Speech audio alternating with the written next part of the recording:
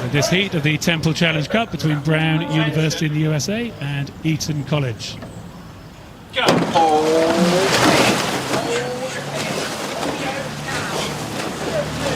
So the Eton College crew will be their school's second 8.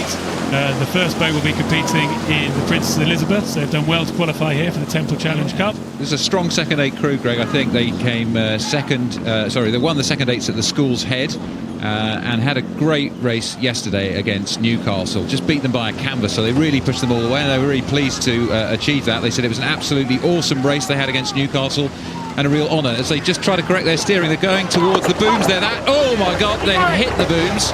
That's really upset them, and you can see all the oars on stroke side there have been impeded by that. None of the stroke side rowers can row. It's very hard to correct when you do that, but they got back and they're underway again.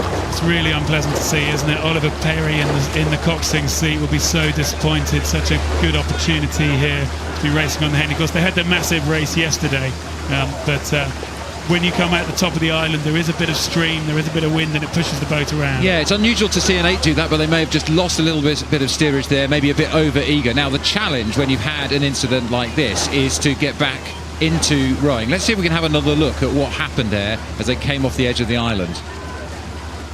So you can see the boat's just on the wrong angle, really, isn't it? It's not like they do anything violent. The trouble is, once one of you hits, then you've got no power on that side. The other crew the other side of the boat take a stroke, and it pulls the boat even closer to the hazard. I mean, actually, they recovered remarkably quickly. I think the cox took sharp action. You could see the boat steering out from the booms.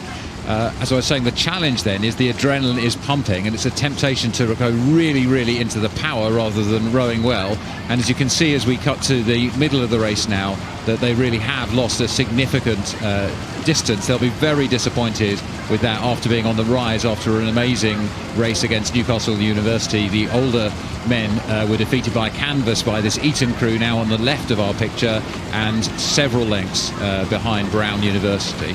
Brown being stroked by another member of the Phelps dynasty here, Thomas Phelps, young Thames oarsman previously, Latimer School, then Thames successfully in the Thames Cup last year, and then over studying at Brown University. As so many British oarsmen seem now to have the opportunity to go and row at US universities. Really strong system, and you can see him setting a very solid rhythm there, several lengths up, totally in control, and just conserving energy now as they come through the middle of the course. Yes, a strong university programme, as we know, in North America. We're delighted they welcome that their crews have come over here to race at Henley Royal Regatta. Also delighted they welcome British students over who are really enjoying their time over there. Several of the crew are former junior internationals from the Great Britain team rowing in this Brown crew. As we take a look now, the Eton crew, they'll have had that massive surge of adrenaline that Matt spoke about, having had that clash. They'll have picked the boat speed up as quickly as they can, and now they've got to hang in there as they're coming down towards Remnant Club, and they'll come to those enclosures.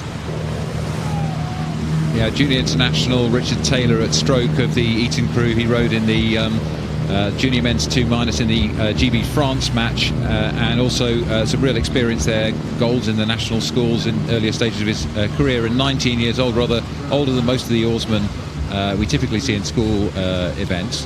And unfortunately, I think that experience isn't going to be enough to overcome the enormous lead that Brown were able to open up due to that unfortunate incident off the start. Well, Brown University, good supporters of Henley Royal Regatta, 2007 ladies plate semi-finalists, 2009 ladies plate winners, 2012 Grand Challenge Cup winners, finalists in 2014 the ladies plate. So that's all their coach Paul Cook and his good work with this crew. We'll be delighted to be bringing them over here, delighted to be having good experience here at Henley Royal Regatta.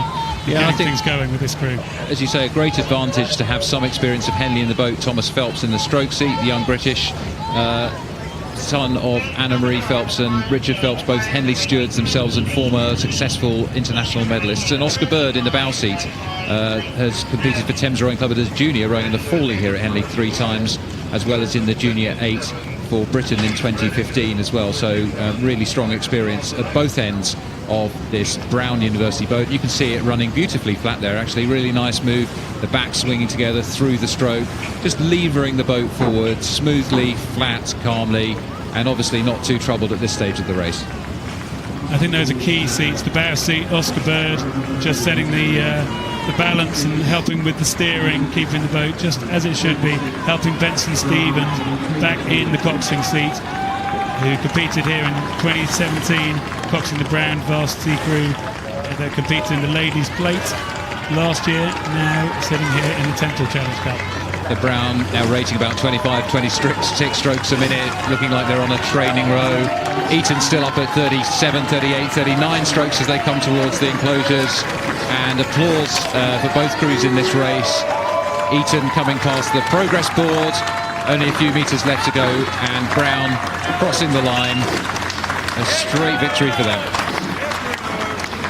Well, they had control, didn't they, after that unfortunate collision with the boys for the Eton crew, just crossing the line now.